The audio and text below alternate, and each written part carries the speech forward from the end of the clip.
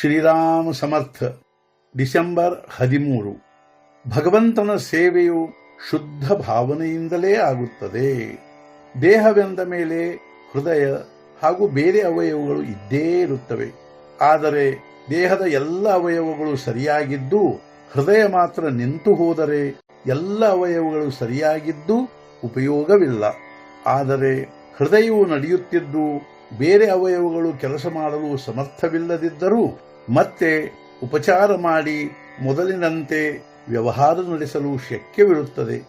ಇಷ್ಟೇ ಅಲ್ಲದೆ ಯಾವುದಾದರೊಂದು ಅವಯವವನ್ನು ತೆಗೆದುಹಾಕಬೇಕಾಗಿ ಬಂದರೂ ಹೃದಯವು ಸರಿಯಾಗಿ ನಡೆಯುತ್ತಿದ್ದರೆ ಕಾರ್ಯ ನಡೆಯುತ್ತದೆ. ಆದರೆ ಒಂದು ವೇಳೆ ಹೃದಯವೇ ನಿಂತು ಹೋದರೆ ಎಲ್ಲವೂ ಮುಗಿದು ಹೋಗುತ್ತದೆ.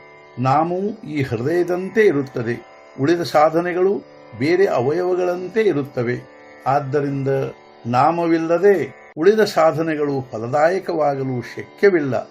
ಈ ಜನ್ಮದಲ್ಲಿ ಇಷ್ಟೇ ಸಾಕು ಎಂಬ ನ್ಯಾಯವನ್ನು ನೀವು ಕೇವಲ ಭಗವಂತನ ಸ್ಮರಣೆಗೆ ಅನ್ವಯಿಸುತ್ತೀರಿ. ಆದರೆ ದುಡ್ಡು ಸಂಪಾದಿಸುವುದಕ್ಕೆ ಅಥವಾ ವಿಷಯ ಸೇವನೆಗೆ ಅದನ್ನು ಅನ್ವಯಿಸುವುದಿಲ್ಲ.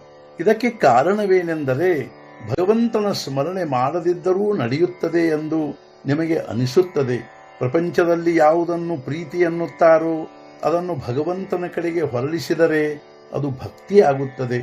ಪ್ರಪಂಚದಲ್ಲಿಯ ಲೋಭವೇ ಭಗವಂತನ ಪ್ರೇಮವಾಗುತ್ತದೆ. ಈ ರೀತಿ ನಮ್ಮ ವಿಕಾರಗಳನ್ನು ಭಗವಂತನ ಕಡೆಗೆ ಹೊರಳಿಸಲು ಬರುತ್ತದೆ. ಒಬ್ಬ ಪ್ರವಾಸಿ ಇದ್ದನು.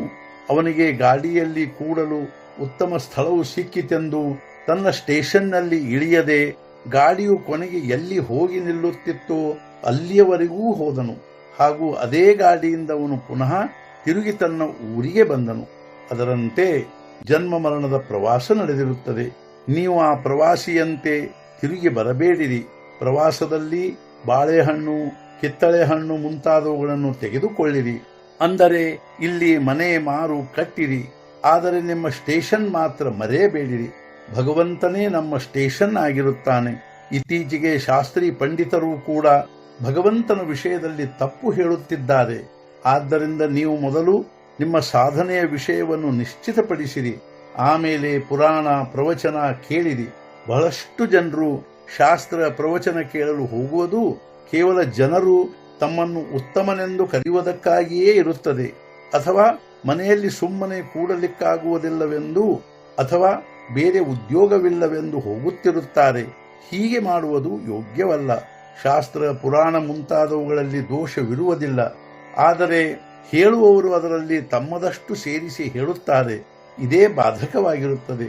ಕರ್ತವ್ಯದ ಜಾಗೃತಿ ಹಾಗೂ ಭಗವಂತನ ಅಖಂಡ ಸ್ಮೃತಿ ಇದೇ ಸರ್ವ ಗ್ರಂಥಗಳ ಸಾರವಾಗಿರುತ್ತದೆ. ನಾವು ನಡೆದಂತೆ ನುಡಿಯಬೇಕಾದರೆ ಕಡಿಮೆ ಮಾತನಾಡಬೇಕಾಗುತ್ತದೆ. ಕಡಿಮೆ ಮಾತನಾಡುವುದಕ್ಕಾಗಿ ಮನಸ್ಸನ್ನು ಎಲ್ಲಿಯಾದರೂ ತೊಡಗಿಸಿಡಬೇಕಾಗುತ್ತದೆ. ಭಗವಂತನ ಸೇವೆಯು ಶುದ್ಧ ಭಾವನೆಯಿಂದಲೇ ಆಗಲು ಶಕ್ಯವಿರುತ್ತದೆ. ಈ ಭಾವನೆಯ ಮೂಲವು ಪ್ರತಿಯೊಬ್ಬನ ಹೃದಯದಲ್ಲಿರುತ್ತದೆ. ಇದೇ ಶುದ್ಧ ಭಾವನೆಯು ನಮ್ಮನ್ನು ಉದ್ಧರಿಸುತ್ತದೆ. ಮಂದಿರಗಳಾಗಲಿ ಸಮಾಧಿಗಳಾಗಲಿ ಉದ್ಧರಿಸುವುದಿಲ್ಲ. ದೇಹದ ಸಹವಾಸದಿಂದ ದೇಹದೊಂದಿಗೆ ತಾದಾತ್ಮ್ಯತೆ ಉಂಟಾಗುತ್ತದೆ. ಅದರಂತೆ ಭಗವಂತನ ವಿಸ್ಮರಣೆಯಾಗಗೊಡದೆ ಅವನ ಸ್ಮರಣೆಯನ್ನು ನಿರಂತರ ಇಟ್ಟುಕೊಂಡರೆ ಅವನೊಂದಿಗೆ ತಾದಾತ್ಮ್ಯತೆ ಏಕೆ ತಾನೇ ಆಗುವುದಿಲ್ಲ? ಇಂದಿನ ಮುಖ್ಯ ವಿಚಾರ. ಪರಮಾರ್ಥವು ಎಷ್ಟೇ ಕಠಿಣವಾಗಿದ್ದರೂ ಅದು ನಾಮದಿಂದ ಸುಸಾಧ್ಯವಾಗಿರುತ್ತದೆ. ಸದ್ಗುರುನಾಥ ಮಹಾರಾಜ್ ಕಿ ಜೈ. ಜೈ ಜೈ ರಘುವೀರ ಸಮರ್ಥ.